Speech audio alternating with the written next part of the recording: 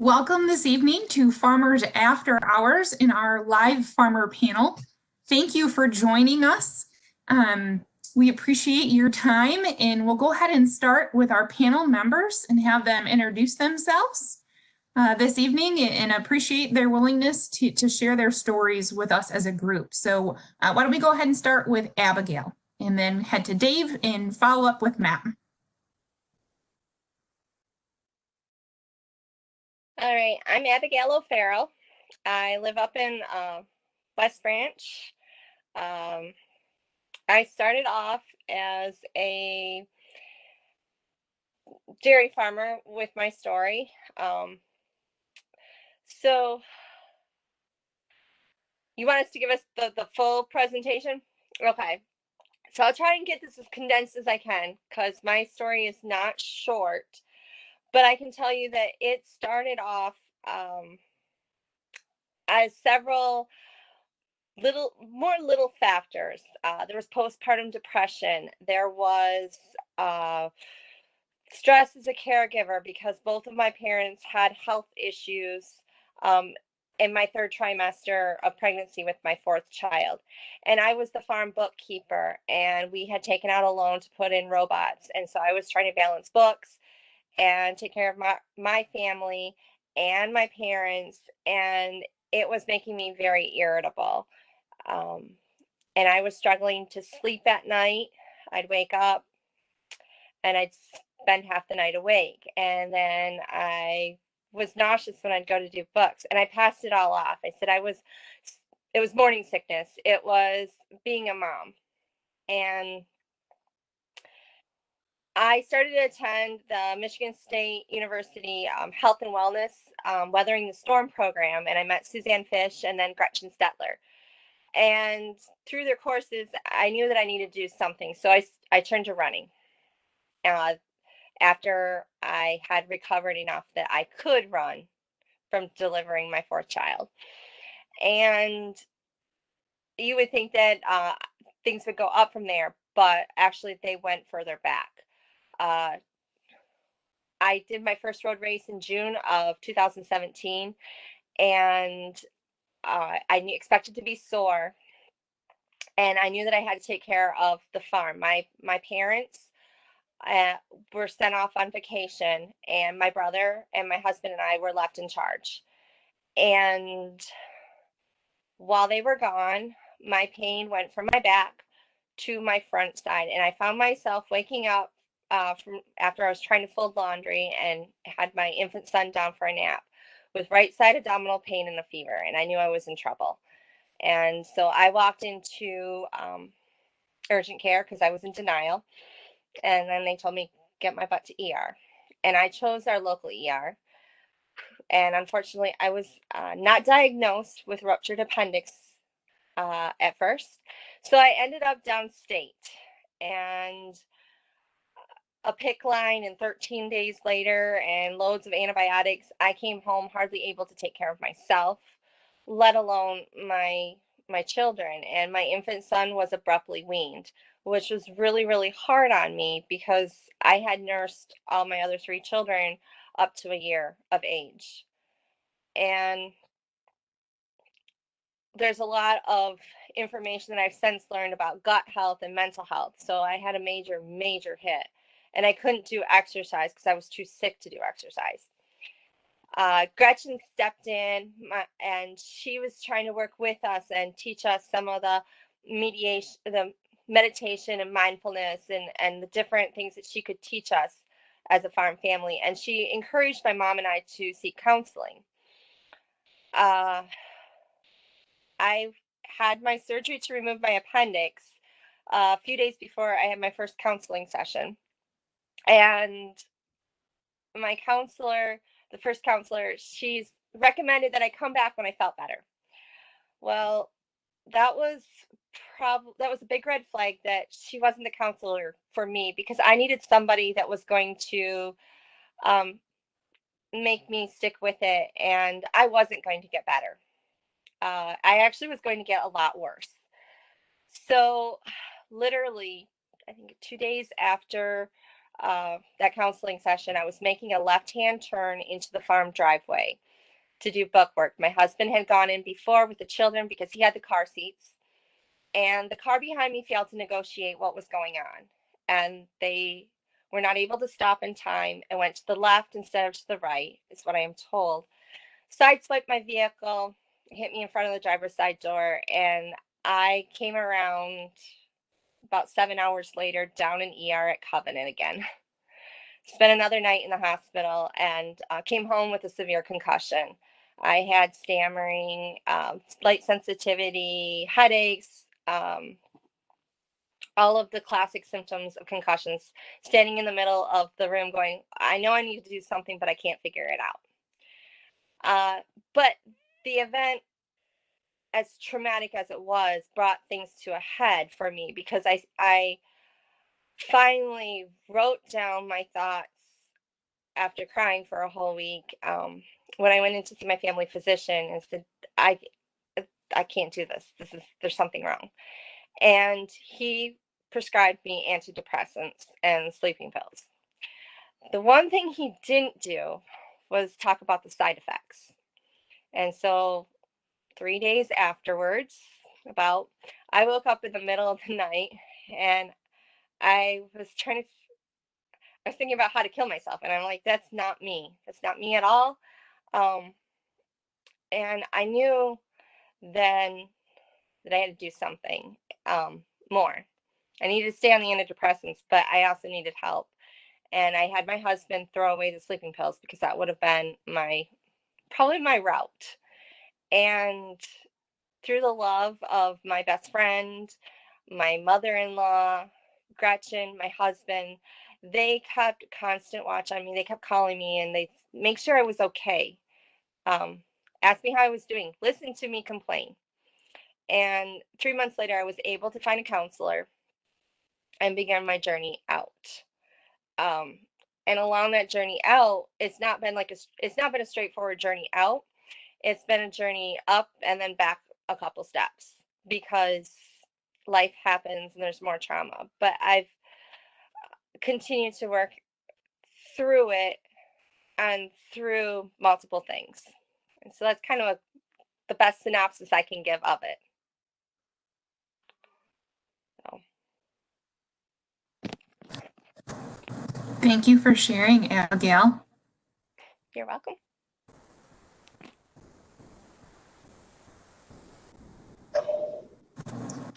Okay, so you're ready for me? A lot of similarities there, Abigail. I sympathize and have been through some of that.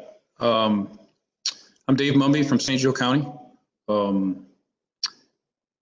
We do contract seed corn production here, and that was my job, I think, is what brought on the stress for me, a little bit different set of stressors. It's a very intense, very stressful business. We're right in the middle of detasling right now. Most stressful time of the year, the time that set me off the worst back in 2011, actually. It's fine today, but it took a long time to get there. I think as farmers, we have a special set of stressors, land in particular, which is tied to family and tradition. And it's what we use to make our living, and yet we're emotionally attached to it. So for me, that time period was trying to work out something with my father and my brother in terms of land rental rates and buying the farm from him, along with the usual stressors of seed corn. And in retrospect, as I look back, there were a whole lot of times I should have recognized this, that it was coming, years clear back to college and high school even, where I had stress out times, that depression or whatever that I had to work through. And no one ever teaches us how to work through these things. They just tell you to deal with it. And so we really don't have the tools. I didn't have the tools anyway, or admit, and that was probably my biggest problem, was I didn't admit that I had stress was affecting me. You're just supposed to, we're taught mind over matter. And Abigail, you're a runner, so you understand, yes, you can make your body do just about anything for a while. And if for me, it was adrenaline, I learned how to give my body a lot of adrenaline when I needed to get something done. And adrenaline and cortisol, it turns out, are two of the biggest problems with stress and anxiety. Well, I just learned to turn it on when I needed to, and eventually my body said no more, and it made me really sick. So, you know, the symptoms for me, the biggest thing was chest pain and dizziness. Made a few trips to the ER, and they said, you're fine. Nothing wrong there. And then I would stress to people that if you have symptoms like that, you've got to go the medical route first. You got to make sure that you're okay. For me, I was okay, so then I had to figure out what is causing this. Had bad headaches. Dizziness was the thing that finally put me down. And it's a different kind of dizziness. It's not spinning, it's the world moving sideways. That was my brain's signal to me, I guess, is that too much adrenaline, too much cortisol, you're pushing too hard.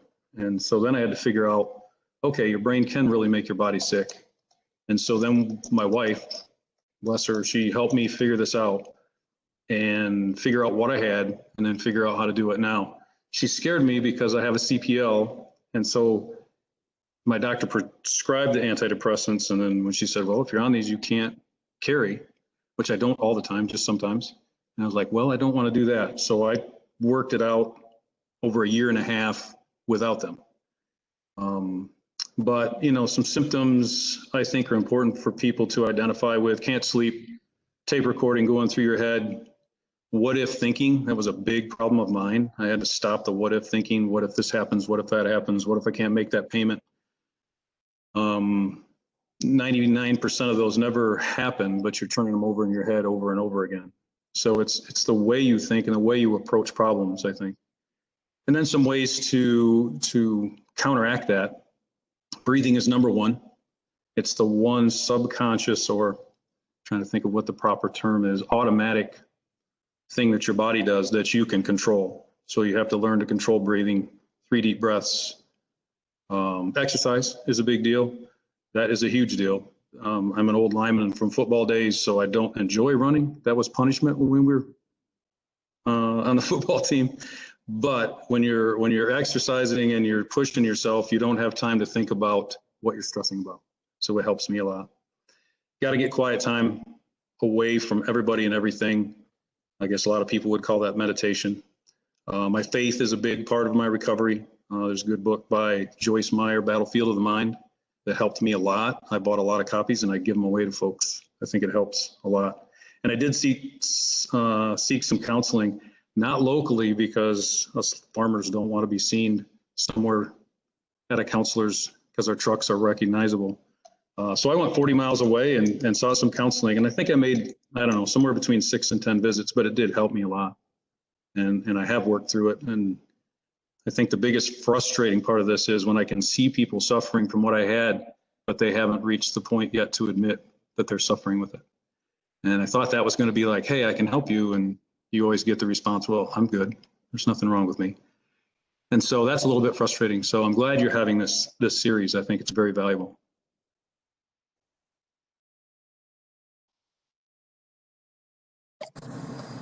Thanks so much, Dave. Matt?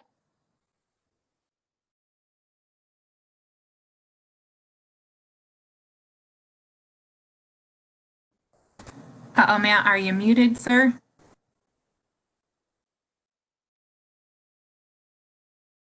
How's that?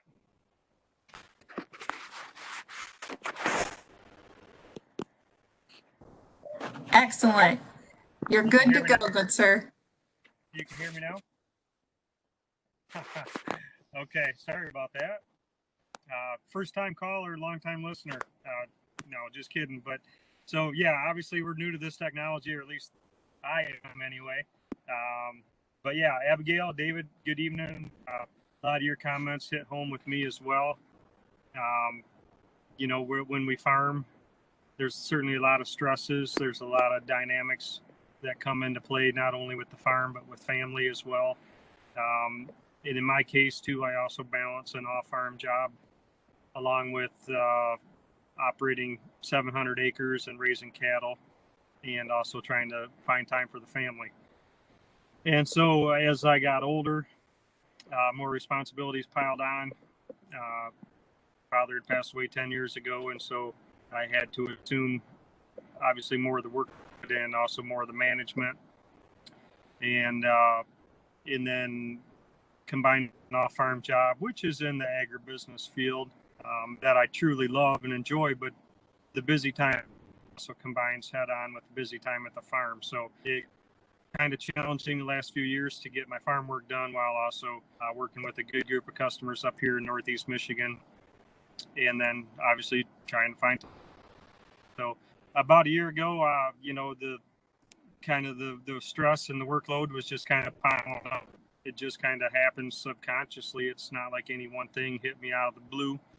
Just piles up to the point where you forget that you used to take time off to do certain things, hobbies, maybe attend different events in the community, go fishing, obviously, whatever.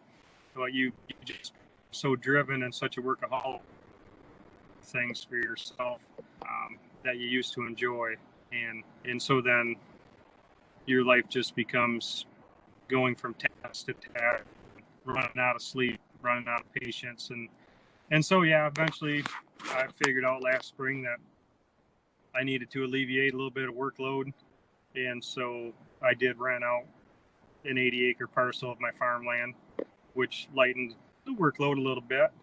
I did see a doctor about my anxiety and depression, something like you all mentioned we don't like to readily admit, but all of a sudden you kind of realize that yes, I am indeed suffering from a little bit of depression just from the workload and the stress of the weather and the things that throughout the year. So anyway,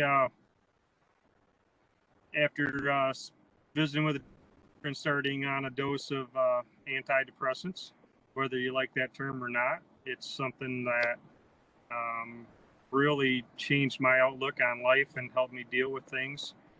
I'm a whole lot calmer now. I have a lot more rationale when dealing with events or triggers that would normally cause you some stress. A lot more patience.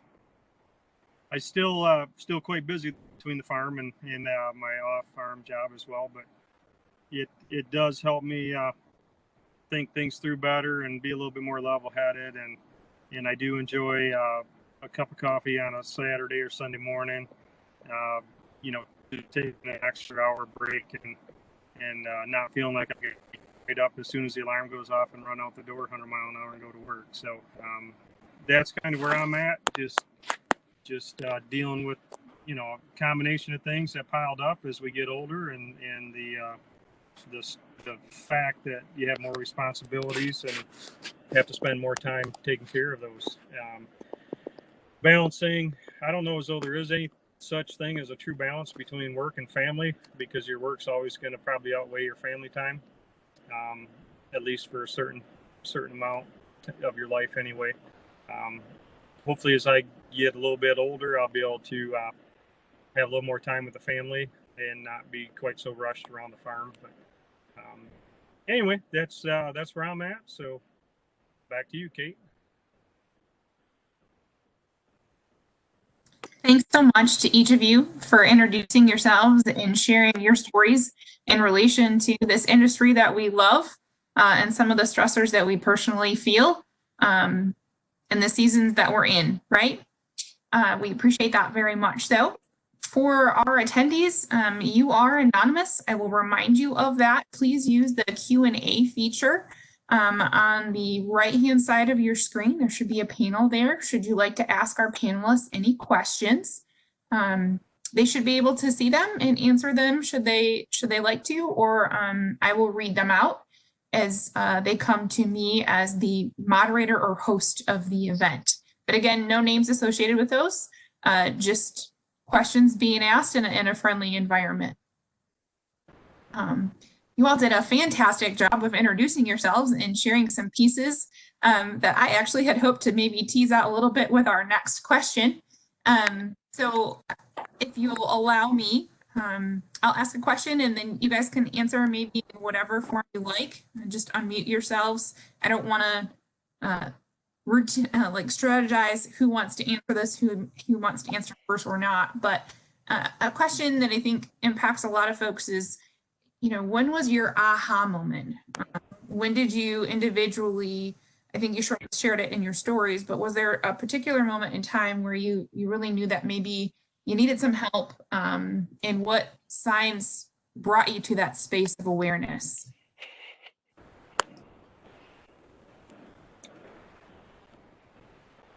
I guess I'll volunteer. I literally got hit on the head. It's a fact. I joke about it now that I took literally getting hit on the head to figure it out. I'm a hard learner. I'm with you, Abigail. I got hit in the head, got a concussion probably 6 or 7 years ago. Now, of course, it took me until last year to really feel the depression and stress pile up. But holy cow, I spent 3 days down at Covenant as well too, and I was unconscious for a half an hour after getting hit in the head by a gate when I was trying to help a neighbor load a bull. So anyway, I was face down in the dirt, and luckily the bull had left me alone. But anyway, I suffered some consequences from that, and I had some migraines issues previous and following that as well too. So but I did I had, like Dave mentioned too, I had a lot of medical issues that kind of piled up too, that you kind of put in the back of your mind, and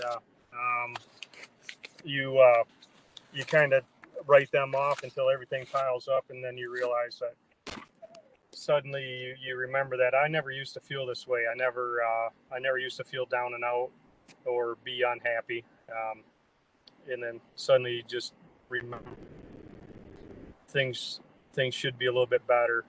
But yeah, so I got hit on the head too, Abigail. So like you said, laugh about it now, but it was serious at the time.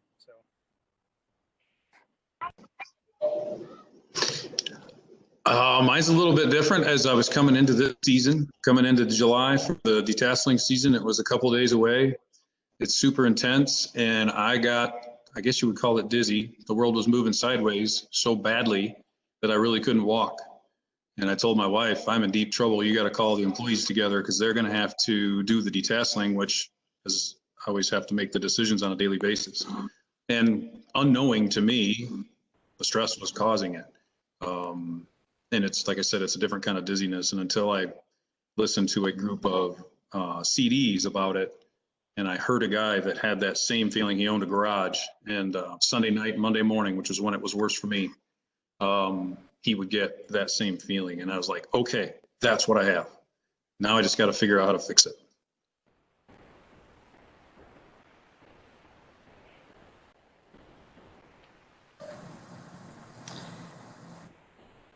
Next question.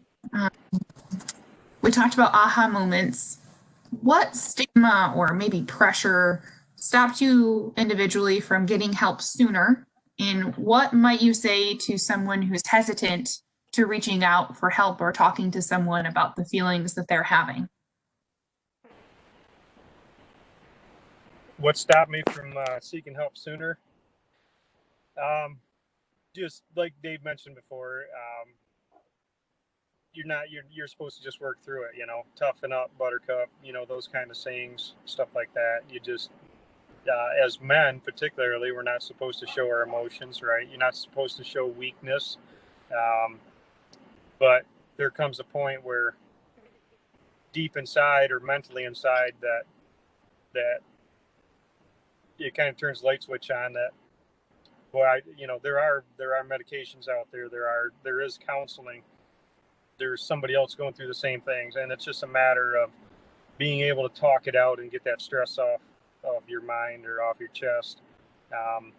Nobody wants to be deemed as a wacko and depressed type person, but honestly, it's just a natural part of the aging process as well. Certainly the stress will trigger your depression, but it is a natural part of the body's aging where your brain just doesn't function, especially if you've had an injury like I had. Your brain produces certain chemicals that help you think that help you process information. There's, your brain is busy, obviously. And when something's not working right, you're going to have side effects, whether it's depression or anxiety or eating disorders. So you just have to seek some medical help. And you may not hit the right drug the first time. You may have to try 2 or 3 different medications before you find the right one that works for you. But for me, I just took the initiative to call my family medical provider right in my hometown and talked it out with them while I was there for my DOT physical. And within a month of starting the medicine that I'm on, I could feel myself level out and just feel a whole lot better. So yeah, you just have to get it done, just like anything else.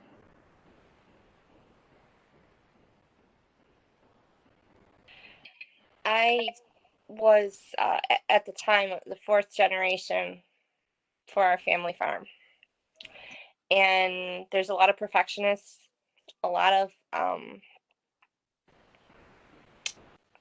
kind of expectations that you feel that can sometimes be put on your shoulders. You've put them on your shoulders, but you feel like your parents, your grandparents, the community, others have put them there, and it's a bit of the perfectionist mindset. And that if I say I need help, I fail. And some of us have not been taught that failure is an opportunity to learn. And I know that one of the reasons that I did really struggle to admit it was how my family had previously talked about mental health, and how my family, not ever intentionally meaning to, talked about suicide.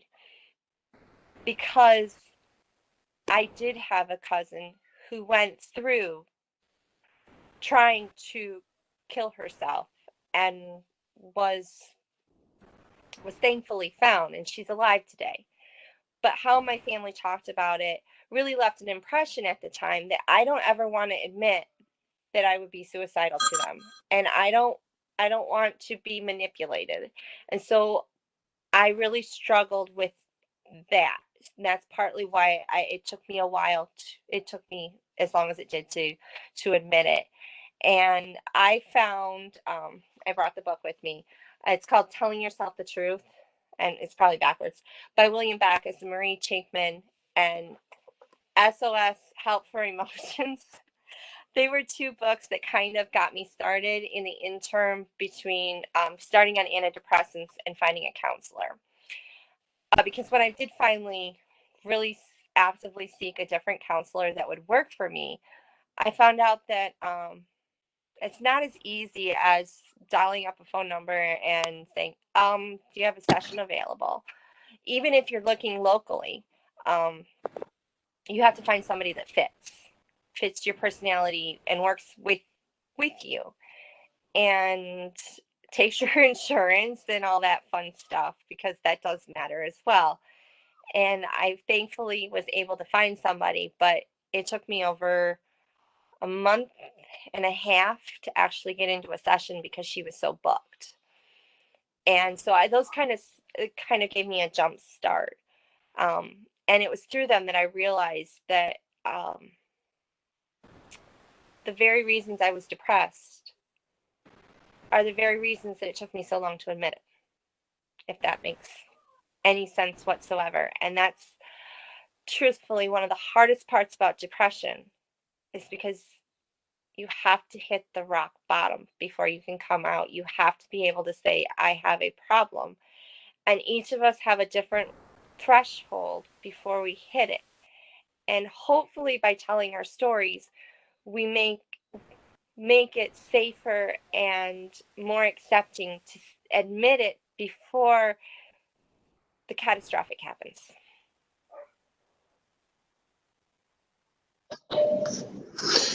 Yeah, Matt touched on the guy part of things. Yeah, you take it out, get it done. Had a very good mentor in my father, who I'm not sure how well he ever figured out how to deal with this, but he dealt with it. And, he was one of the ones, well, you just got to figure it out. Just got to put it out of your, well, subconscious is a rough thing. And when it gets out of control, it starts running your life, and then you got to figure out that your conscious has to take control again. You get your subconscious calm down. But it's like I said before, a special set of stressors in that your family, there's generations here, also 4 generations at least that I know of that farmed in this community. You got relationships, right, with everybody around here. And you're at the same time in competition with other farmers for the same land, for the same resources. Both really love to rent that farm down the road. When it comes up for rent, you can't have a hint of failure, or you're not going to get that piece of ground, because when you're working together with someone, you're really in a partnership when you're renting some land. So you don't want the slightest idea that there might be something wrong to get out there. And so that in itself is a reason that keeps you from admitting something's wrong and seeking help. And I think that's a special stress with farmers. Any other walk of life that I can think of doesn't have that. And our biggest asset, our land, has emotional attachment. So, you're 4th generation. My great-great-grandfather bought this 40, and I'm not sure I can make my payment. And that's a really bad feeling and a lot of pressure, like Abigail said, that we're putting on ourselves. It wasn't them putting the pressure on us. They're long gone. But we put that pressure on ourselves. And so that is part of the reason I think that people don't seek help. Right. Yeah, a lot of pressure there to keep the family farm going. A lot of times you think, all right, well, if my grandparents here about what I'm doing, would I be in trouble with them for what I'm doing? Am I owning up to my responsibilities here on the farm? And then, absolutely, you're right too. You can't show weakness, like I mentioned as well, because that's just not what you do. Especially when you're, in a competitive area and trying to promote a professional appearance of yourself and your farm. So, but then, at the same time too, part of me getting my mind straight too was just deciding, okay, I am who I am, and so maybe my farmstead's a little cluttered at times. Maybe my yard's not as tidy as the neighbors. Sometimes you have to lighten up some of those expectations that you put on yourself. Otherwise, you just drive yourself, crazy, trying to hold yourself up to too high of expectations. So, one thing too, I'd like to ask some of the audience and just a little bit more of some of my feelings in the past. You mentioned, David, like the adrenaline you're pushing yourself through a part of the season, whether it's planting season or detasseling or harvest, and you're just go 16, 18, 20-hour days. You're living on that adrenaline. And for me, I noticed a lot over the last decade, especially we converted from dairy farming into cash grain. The harvest, more of our acres were into row crops and cash crops. So the harvest was a lot longer push through soybeans and into corn, and quite typically up north here, we may not finish up till into late November or even December. So you run hard, and finally when you're done, you just crash. And then I used to joke that I had PhD, post-harvest depression, and it would last about a week, right? Because your body was just so tuned in to going wide open, eating junk food and living on caffeine and sugar and a couple beers, and then you just crash and burn. And so, we literally joked about that, but then it became I got depression after the spring rush, but a week or 10 days it would lift and go away. But I just wonder how many other people that are listening in and you guys are shaking your head kind of in agreement too. So I think we've all experienced that. So I just hear some more comments on that.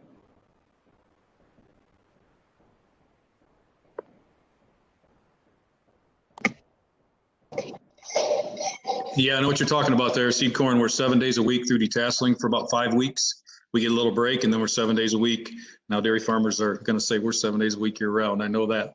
But it's the long hours. And it's all adrenaline and cortisol, and it's amazing what you can get through when you're running on that. But at some point, your body says no more, and then you got to figure out, well, what do I do now? Right. I noted a couple questions in the Q&A. So I'm going to bring it up because it'll help me read it. So the first one was that we mentioned that we were all very uncomfortable allowing others to know that we were seeking help at first, and what we were able to get beyond that to share our story this evening. What helped us get comfortable sharing openly with others? So I'm going to start with that question. And what helped me become comfortable sharing with this was actually the work of Brene Brown. Within my story, I didn't even touch this part. My daughter, she was the bright spot in the story. She was conceived 3 months after my car accident. And literally 3 months after her birth, 9/9 of 18, well, about 3 months, 3 to 4, she ended up with RSV. And we ended up down in Covenant. And it was through her night nurse and talking to him that he introduced me to Brene Brown and her work on shame and vulnerability. And shame cannot thrive when its story is told. It loses its potency. When you keep it in silence, it festers and grows. And a lot of our mental health and a lot of the issues that we've dealt with are around shame and failure and what if I'm not good enough. And by telling the story, it squelches that shame. And that's why I started to tell my stories. I knew that others needed that lifeline, and it's healing for me because shame can't thrive.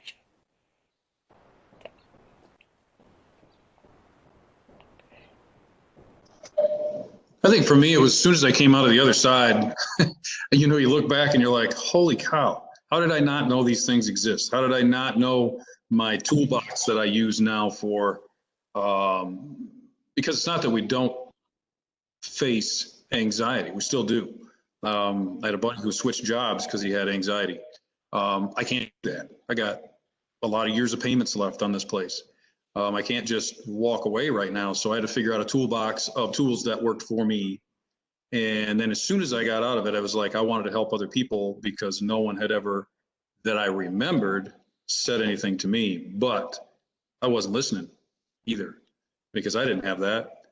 And then I became quickly frustrated, like I said, trying to help other people and have been able to help a couple along the way, but jumped at this opportunity. And I had mentioned to my regional rep that, hey, if there's ever anything I can do to help, I did mention it on a young farmer tour that we had at our seed plant, and got some really nice responses from some of those young folks that, wow, I thought I was the only one dealing with this. And that, I suppose that got the ball rolling for me. And just want to, if I could stop someone from going through what I went through, and there's a lot more than I've mentioned here, the misery that I was in at that time and didn't have any idea why. If I could stop somebody else from going through that, I'd be happy to. And then I see the other part of that question now that I've got my Q&A up. What do you do now to maintain your mental health? It's exercise, it's quiet time for me. I guess you'd call that meditation, 10 to 15 minutes a day of absolute quiet to work on my breathing and focus on what's important. My faith is very, very important to me. I've delved into that a lot. The counseling helped me for a time, and I moved on from that within, I don't know, 6 months or so when he helped me identify a big trigger that was a stressor that I had to work out. But once you know you have it, you're never going back. You're never going to be as miserable as you once was. Once you identify what you have and start working on it, that's a huge part of it. It's like it's going to sneak up and attack you. You know what your symptoms are now. You start to feel them again. You go back to your toolbox and get them negated. You can shut it down almost immediately once you learn how. Yeah, good point, David. And Abigail, thanks for sharing that as well, too. But yeah, definitely stress and anxiety. I mean, doctor told me that I could try to wean myself off the medication, but my workload really hasn't lightened up yet. I'm not ready to. I like the way I feel. I'm not afraid to renew my prescription every month because I want to stay mentally healthy and be in the right state of mind for not just myself, but for my family and my friends as well. So nobody but wants to be around somebody that's grumpy and ornery all the time. And so that's kind of my philosophy is I want to maintain the mental health. I want to maintain a healthy lifestyle and just like I mentioned before, being able to think things through right. Take a little time off, sit on the porch every day, drink a cup of coffee. One thing I'm guilty of yet, though, is not quite spending enough time with my family because of having a working farm and an off-farm job. So I do need to find a little more time for family activities. But we incorporate a lot of things with the farm as well, like deer hunting and riding trails through the woods and down our country roads with our side-by-side. So we find a lot of relaxation in that at the end of the day, especially on the cooler evenings. So you just got to make time and enjoy life and enjoy what you have. And I guess for me, what am I doing now to maintain it? There's a portion of my story that I simply cannot tell right now because of the nature of the story. Those that know me personally know I've come a long, long way, and I handled the situation much better than I ever could have before. But it showed me that I need all the skills that I can get to keep maintaining my mental health, and I need to not be afraid that to reach out.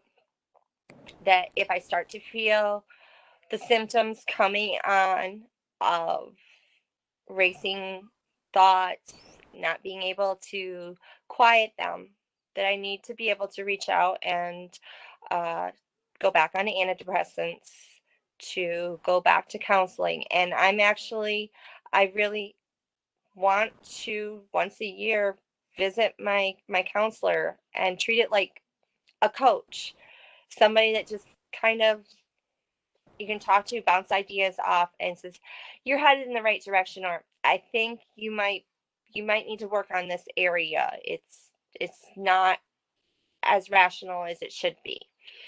There is a strong possibility that there is sundown depression in my family, and with that in mind, my practitioner, she already has me set up for an appointment in November to discuss that and make sure that everything I'm on an even keel going into the winter. And I think that now I'm being more proactive. I was able to wean off of the antidepressants this spring. And so now instead of them, I'm using lots of other active skills, like making sure I'm getting exercise, making sure that I'm doing a daily devotion so that I'm touching on my faith and meditating when things get really rough, doing the breathing exercises.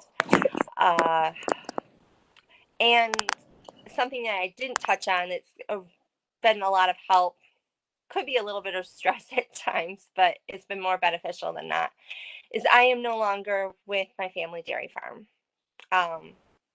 Sometimes you have to walk away from some of the most stressful relationships so you can heal yourself. And it doesn't mean that they're a bad person. It doesn't mean that you're a bad person, but emotions have to cool. And you have to step away and allow them to heal, and allow the cortisol levels and adrenaline to go down before you can address the root problems. And sometimes that means leaving the family farm and stepping away and doing your own adventure. So my husband and I are now operating, we're headed towards a strawberry U-pick. This was our first year. We didn't do the U-pick part. COVID screwed that all up. But we have a farm stand, we have sheep, and we're actively having our children involved and working towards my husband, who's a millwright, works out of state. The goal is that he will be home next summer to work alongside of us because we'll be finally at a point where he can take summers off. And so it's not that there's not stress, but there's a lot to be said about finding good channels for it. And there's also a lot to be said about dirt therapy. And that doesn't mean necessarily driving in a tractor, although, I mean, we all farm, I've driven tractors my whole life. But there's something about when you literally get your fingernails in the dirt that it does something for the mental health. Pulling the weeds literally by hand can actually be pretty gratifying. So I'm actually finding my new venture to be healing. Now, I'm going to admit that that's not going to be for everyone. Most certainly won't be for everyone. But for me, that has been a source of healing. I'm still running, and I'm still trying to read and keep up on information.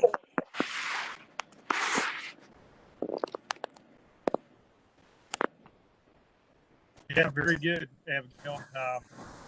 I don't know if any of you have seen it or not, but I started a blog page this spring, late winter, and one of the articles I wrote was entitled "Tractor Therapy, Springtime Tractor Therapy," and a lot of that article revolved around the fact that I can work 16 hours a day on my feet at the off-farm job, feeding cattle here at home, fixing this, fixing that. But I can climb in a tractor at 10 o'clock at night and work till 2 o'clock in the morning, and it just alleviates the stress. It's quiet time. My phone goes quiet. You know, my customers aren't calling me after 10 o'clock. Maybe I got, you know, if I'm working close to home where I don't have to run the roads, maybe I got a beer or two in the cooler, you know, some snacks, and just driving back and forth, working ground in the spring or even in the fall after harvest. That's the best therapy you can get, in my mind, on the farm.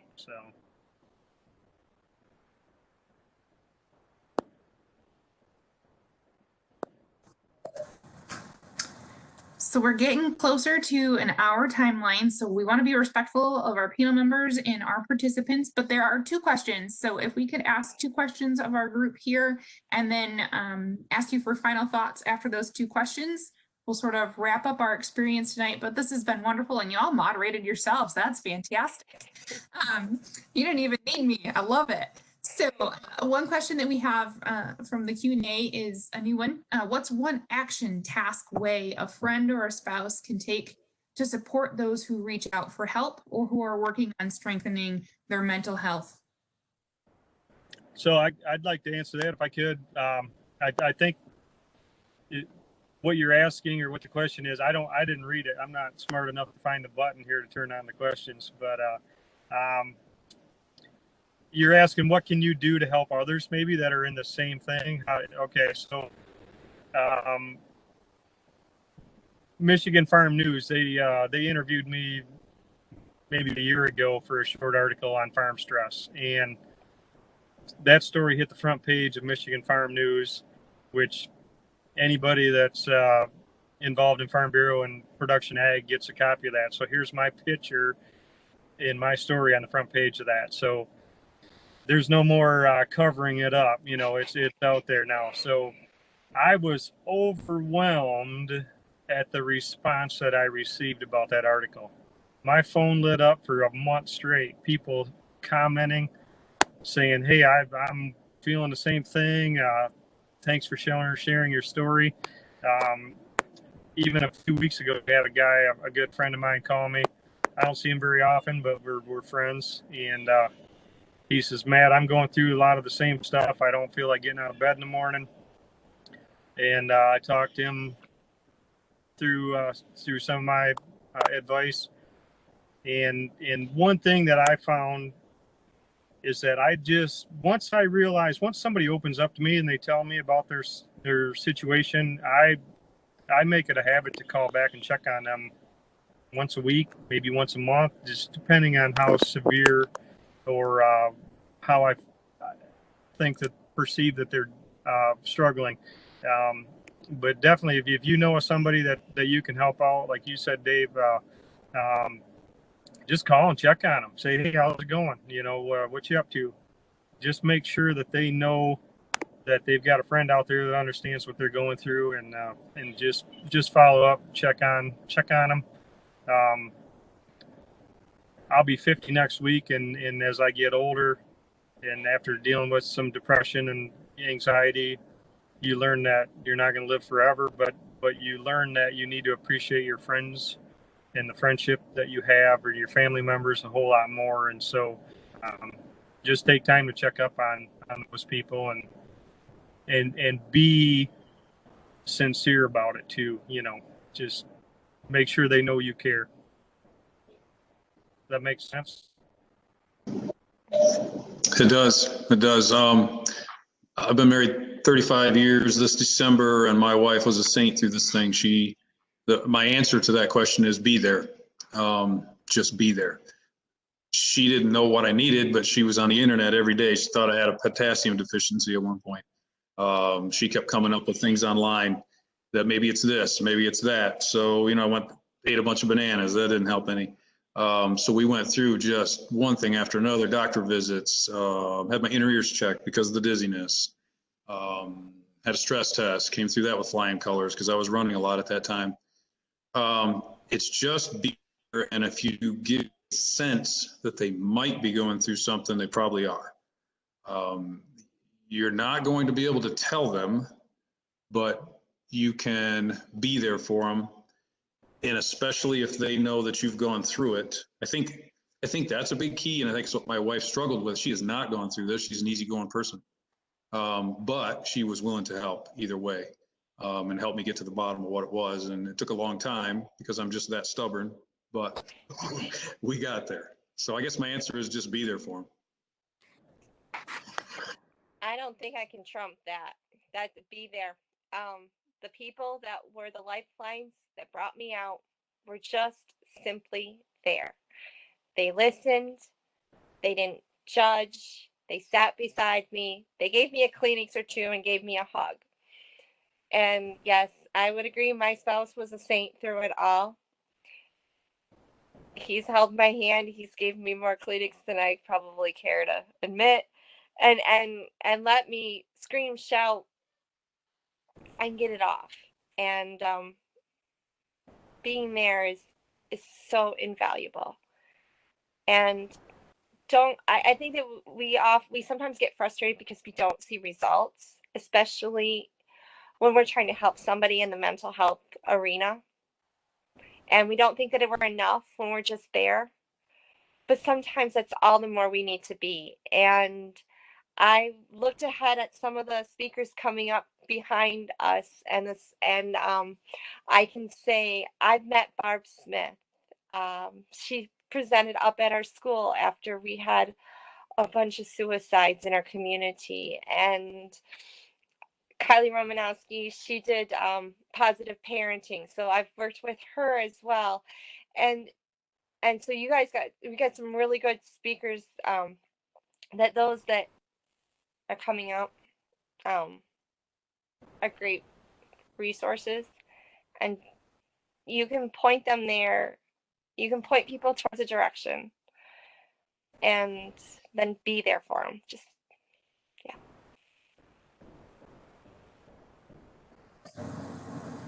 Thank you all for those awesome responses, very real responses. Dave, I don't think you're alone in the stubborn category. I think that my husband will wholeheartedly agree with you, as would many of our peers throughout the countryside. And Abigail, thank you so much. We really are grateful for the folks who will be joining us through the rest of this series. Before we get to wrap up, and I will review those folks that Abigail so kindly mentioned in their coming up topics. One last question. What things do you hear or see from others that helps you realize that they may be struggling with some of these same heavy things? So we've talked a lot about being there and how we help them and how we've gotten through some dark seasons ourselves, but how do you recognize that in someone else, and how would you maybe set the tone to try to have a conversation about it? This one might make me cry. I see it in my family. Sometimes there's nothing you can do. You just simply pray, and you appreciate the network of community.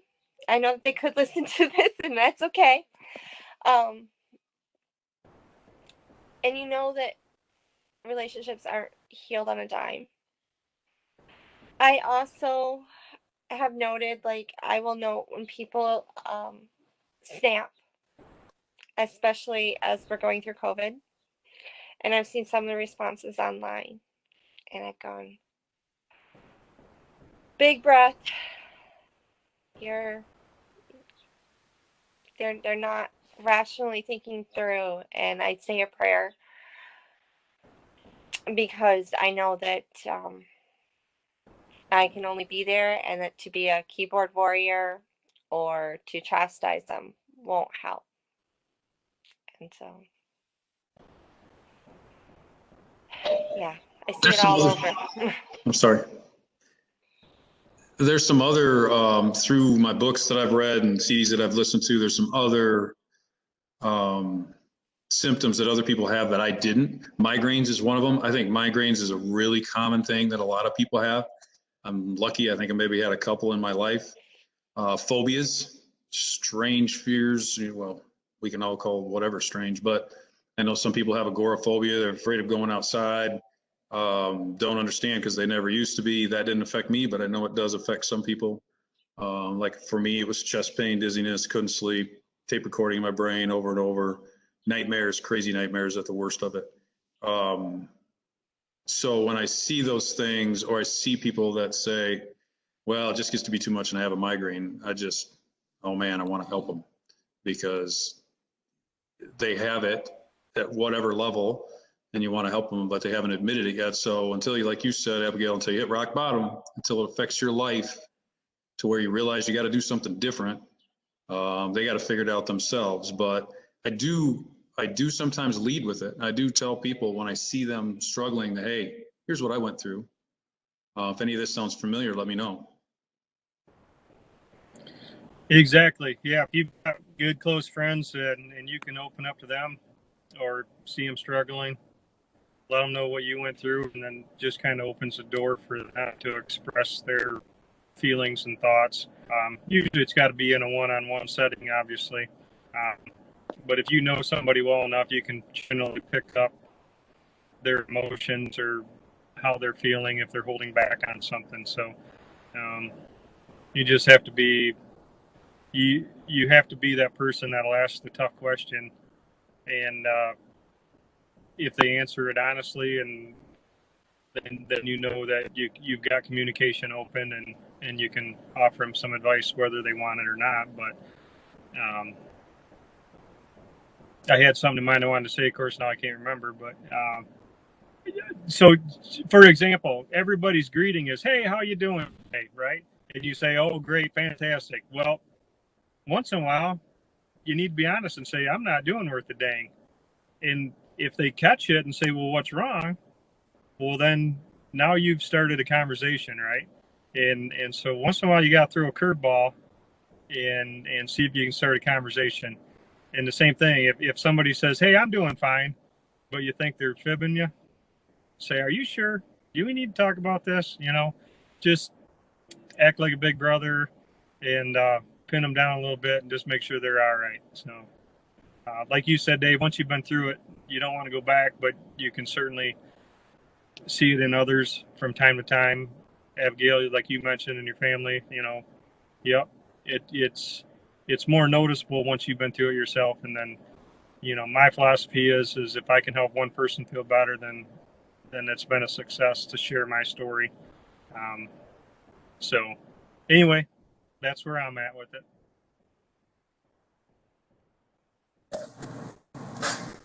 Thanks so much for answering that last question for us.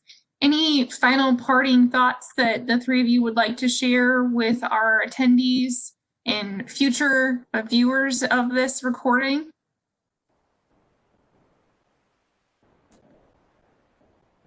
So yeah, I've got one, if you don't mind. It's a hard word, it's a hard subject. Abigail mentioned it, but you know, suicide. Some people think that that's the only answer and it's the easy way out, but there's an old saying that suicide doesn't relieve the pain, it just transfers it from one individual to the rest of their family and friends, and that's the absolute truth. So it doesn't solve anything by taking yourself out. So if anybody that's listening or knows anybody that's feeling that way or leaning towards that type of an event, it's not the answer, because it just makes things a whole lot worse. And I've seen the effects of that firsthand on friends and some family members.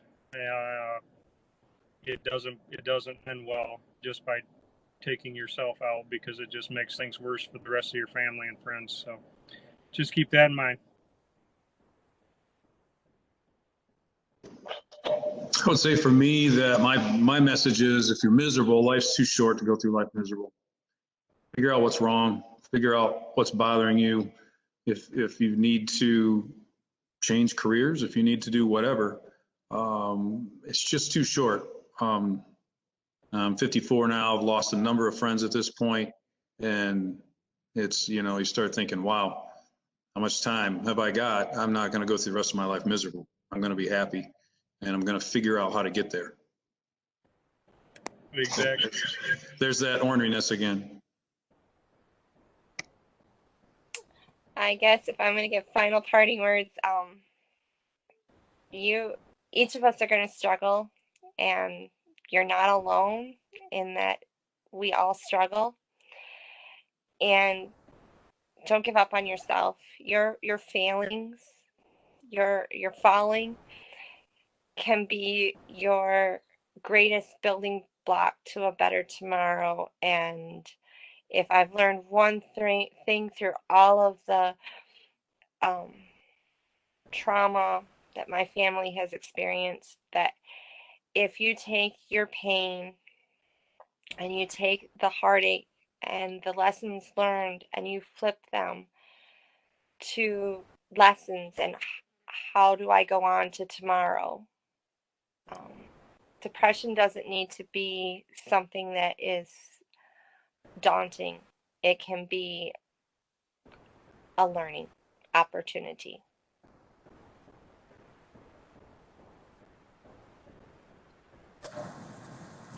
David, thanks for sharing your comments there about your faith as well too. That's important, and I'm guilty of not being a regular parishioner. I do enjoy attending church, and quite often you hear and can really change your point of view and change your outlook on life. So bring that up.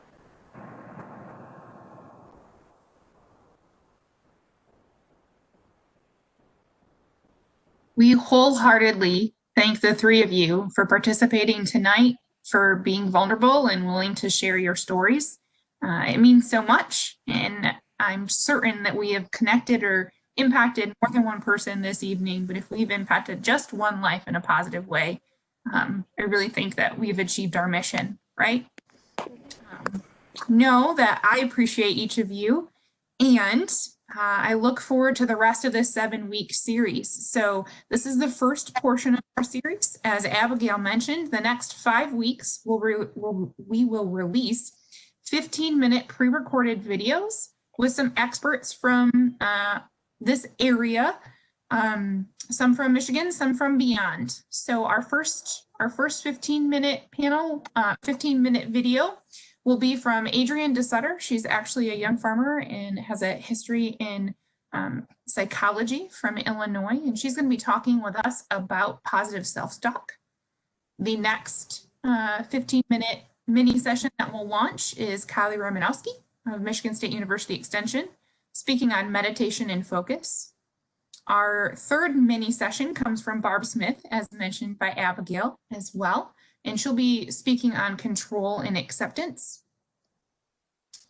Then our next session, we'll hear from Sarah Zastrow of Cultivate Balance about an attitude of gratitude and how that can help in your season of life.